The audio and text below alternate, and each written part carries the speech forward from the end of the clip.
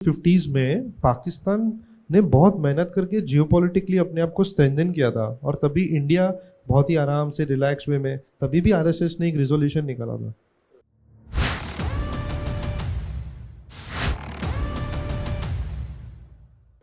आप उस पर कुछ बता सकते हैं? क्योंकि इंटरनेशनल लेवल पे जम्मू कश्मीर एक डिस्प्यूटेड टेरिटरी है, इसको सेटल करना चाहिए। ये फ्लैश पॉइंट है, कुछ हिस्सा पाकिस्तान को दे दो, कश्मीर पाकिस्तान को दे दो, प्लेब्लिसाइड कर लो। ये सारे विचार करके इंटरनेशनल एजेंसियां और इंटरनेशनल पुलिस के, ये यूएसए या ब्रिटेन के लोग भी आते थे। जम्मू कश्मीर की इंपॉर्टेंस ये है कि इस सारे सेंट्रल एशिया और एशियन एरिया का वो एक सेंट्रल पॉइंट है। सिल्क रूट वहाँ से जाता है, एक्सपोर्ट वहाँ से होता है, वहाँ से दुबई 2500 किलोमीटर, वहाँ से मॉस्को कुछ 3500 किलोमीटर, और वो ट्रेड रूट था। प्लस जो गिलगित बाल्टिस्तान एरिया है, ये बहुत ही हाई मिनरल एरिया है, बहुत प्रेशस मिनरल्स का एरिया है। तो सारा इलाका अगर इसको हम अपने हाथ में रखेंगे तो भारत कभी शांति से रह नहीं पाएगा। इसके कारण इसको किसी तरह एक वहाँ पर एक फ्लैश पॉइंट बना के रखना, ये सारा प्रयास विदेशी ताकतों का था, उसका भी जिक्र रेजोल्यूशन में है। और शेख अब्दुल्ला ने जब खेल शुरू किया, उसको पाकिस्तान में बुलाया गया, उसके मन में आया कि मैं विद्रोह कर दूं, तो उस समय ये समाचार पहुंचा, संघ ने विरोध किया, और उस समय नेहरू जी ने उसको फाइनली अरेस्ट किया। जो नेहरू कहते थे कि नहीं शेख अब्दुल्ला अच्छा आदमी है, राष्ट्रभक्त है, वो नेहरू जी को पता चला कि गलती उन्होंने की और उन्होंने उसको अरेस्ट करवाया। और मज़ेदार बात है, अरेस्ट करवाया, कई साल अरेस्ट रहा, और उसके बाद में इंदिरा जी ने उसको छुड़वाया, और फिर दोबारा डालना पड़ा जेल में, और छुड़वाया, उसको लगा उसके बिना गुजारा नहीं। तो एक बहुत वीकनेस थी कि जम्मू कश्मीर ये अब्दुल्ला फैमिली के बिना चलेगा नहीं, जबकि जम्मू कश्मीर में जब जब बड़े भयंकर कांड हुए हमेशा अब्दुल्ला फैमिली शासन में थी। ऐसा हिस्ट्री है वहाँ की। और वो ऑलमोस्ट जम्मू कश्मीर ब्रेकअवे होने में था इंडिया से, तो आरएसएस की बहुत बड़ी भूमिका थी उसको। हाँ, मैंने बताया कि वो जो उस समय चल रहा था, उसके जो भी कांड चल रहे थे, वो सारे इंटेलिजेंस की रिपोर्ट आरएसएस देती थी, बाहर पे पहुँचाती थी, पर सरकार को ही बताती थी, और उसके कारण कभी ना कभी किसी को सुनना ही पड़ता है। तो सुना वो। तो हमने जो भी सारी मूवीज़ देखते हैं स्पाई वाली, जिसमें हमेशा नॉर्मली पाकिस्तान कैसे तो पहुंचते हैं, और नॉर्मली 1971 की स्टोरीज होती है। होपफुली कोई आगे जाके एक ऐसी मूवी बनाए जिसमें आरएसएस के लोगों ने कैसे इन्फिल्ट्रेट किया और ये किया।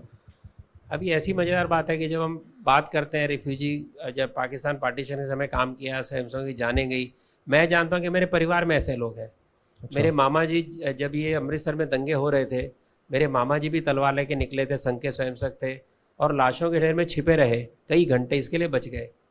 मेरी ताऊ की बेटी जो ट्रेनें कट के आई, जो आपने पढ़ा पिक्चरों में देखा, उस कटी हुई लाशों में मेरी ताऊ जी की बेटी भी वापस आई थी।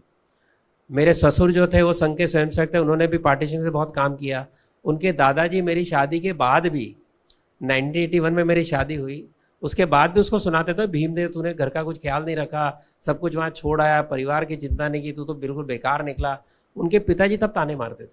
ये सारी बातें प्रत्यक्ष इतिहास है, लेकिन उसका डॉक्यूमेंटेशन कम हुआ। अब जब लोग कहते हैं कि क्या प्रूफ है आपके पास कश्मीर में आपके लोगों ने काम किया, तो भैया संघ का कार्यकर्ता कैमरा लेके तो गया नहीं था।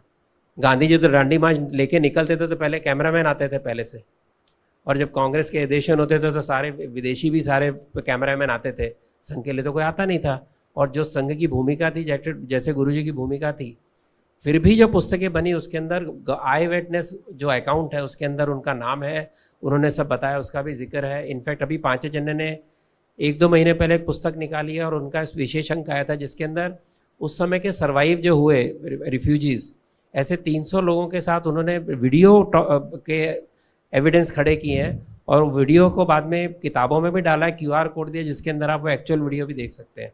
तो धीरे धीरे डॉक्यूमेंटेशन हो रहा है, लेकिन डॉक्यूमेंटेशन हमारी कमज़ोरी है। और क्योंकि प्रचार करना ही तो लिखने की क्या ज़रूरत है।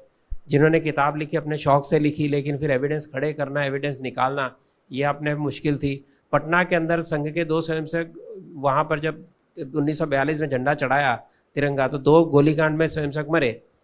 ये जानकारी 1970 में बाहर आई, और उनका सत्कार, उनके परिवार का सत्कार मोहन राव भागवत जी ने सर करेवा किया। ये समाचार ये हुआ तो उसका रिकॉर्ड बना। तो इसके कारण ये बातें जो है वो, क्योंकि हम ये इस तरह के इतिहास में अपने आप को ग्लोरीफाई नहीं करने की इच्छा थी, ऐसे रिकॉर्ड बने नहीं, लेकिन कुछ किताबें आई हैं, और वैसी किताबों के सहारे कुछ हो सकता है। आपने बीच में समाचार पढ़ा होगा कि सोशल मीडिया के ऊपर कि 6 डायरेक्टर मिलके संघ के बारे में 6 फिल्म बनाने की बात कर रहे हैं। अभी आगे बात बढ़ी नहीं, लेकिन ऐसी धीरे धीरे बातें होंगी। लेकिन हर चीज़ का एविडेंस होता है, ऐसा नहीं है। अभी भी जो भी लोग कम्युनिस्ट भी बात करते हैं, कांग्रेस भी बात करते हैं, वो चर्चा की बात करते हैं। नेहरू ने गांधी को ये कहा, पटेल ने नेहरू को ये कहा, ये सारे थर्ड पार्टी है ना, रिकॉर्डिंग तो नहीं है। इसके कारण एविडेंस हो सकता है, उसके ऊपर बन सकता है, लेकिन अच्छी बने तो बने, वरना ना ही बने। हाँ, एकदम फीचर फिल्म हाई क्वालिटी बननी चाहिए।